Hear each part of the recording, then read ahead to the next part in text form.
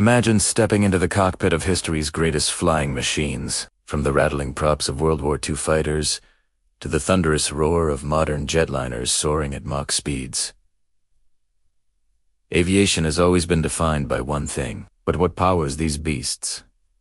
Jet engines, or propeller engines. Today on Sky Commander, we're diving deep into the ultimate showdown.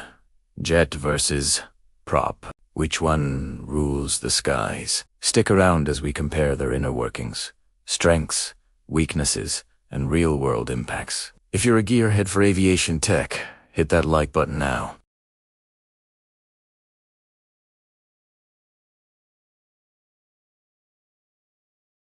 Let's start at the beginning. Propeller engines, or piston-prop setups, trace their roots back to the Wright brothers in 1903.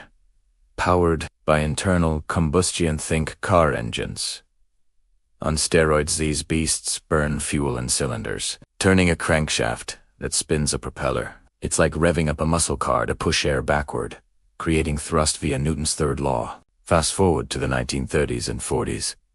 Radial engines like the Pratt & Whitney R280 powered icons such as the P-51 Mustang, jetting out over 2,000 horsepower and propelling planes to 400 miles per hour. Props dominated early aviation because they were reliable, fuel-efficient at low speeds, and cheap to produce. Enter the jet. Frank Whittle in the UK and Hans von Ohain in Germany independently invented the turbojet in the late 1930s. The first flight, Germany's Heinkel, E-178 in 1939. Jets suck in air, compress it, mix it with fuel, ignite it in a combustion chamber, and blast hot gases out the back through a turbine that powers the compressor. No pistons, no props, just pure, continuous thrust. The Gloucester Meteor became the Allies' first operational jet in 1944, hitting 600 miles per hour. By the 1950s, commercial jets like the de Havilland Comet revolutionized travel, shrinking the world. So, how do they really work under the hood? Let's break it down. A propeller engine is a reciprocating machine. Fuel-air mixture explodes in cylinders, pushing pistons that crank a shaft. Connected to the prop, the blades bite into the air like a fan, accelerating a huge mass of air rearward at relatively low speed. Efficiency peaks at subsonic speeds below 400 miles per hour. Because props convert engine power directly into thrust, without wasting energy as heat. But there's a catch. As speed climbs, the prop tips approach the speed of sound, causing shock waves, noise, and drag. That's why props top out around Mach 0.6. Jets, on the other hand, are all about Brayton psycho magic. Air enters the intake, gets squeezed by compressor blades up to 40-to-1 ratio in modern turbofan, heats up to 20 degrees Fahrenheit with injected fuel, expands through turbines that extract energy to spin the compressor, and exits at 1,500 miles per hour.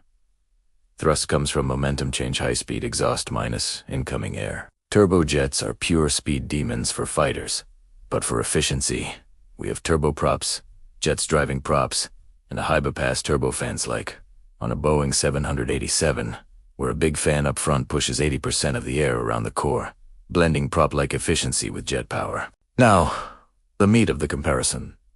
Advantages and disadvantages. First, speed.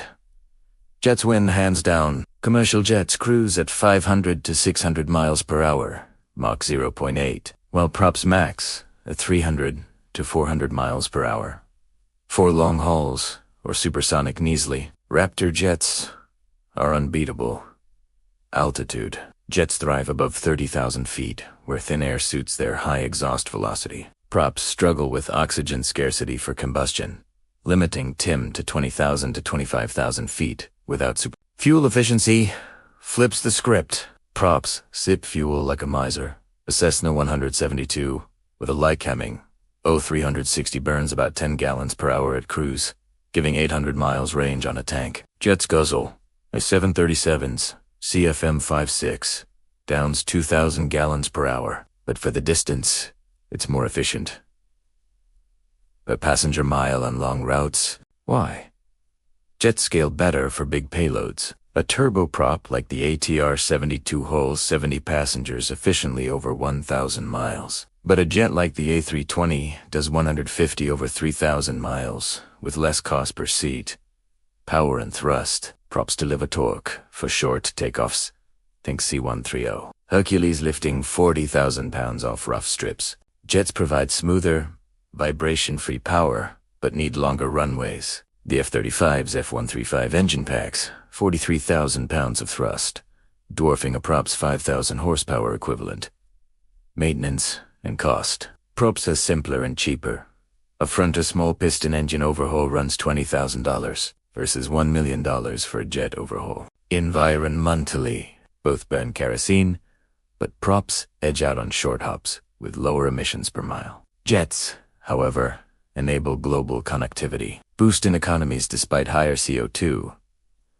Hybrids are coming electric props for drones, sustainable fuels for jets. Real-world applications seal the deal. Props rule regional flights, bush planes, and trainers. The Pilatus PC-12s, PT-6 turboprop zips.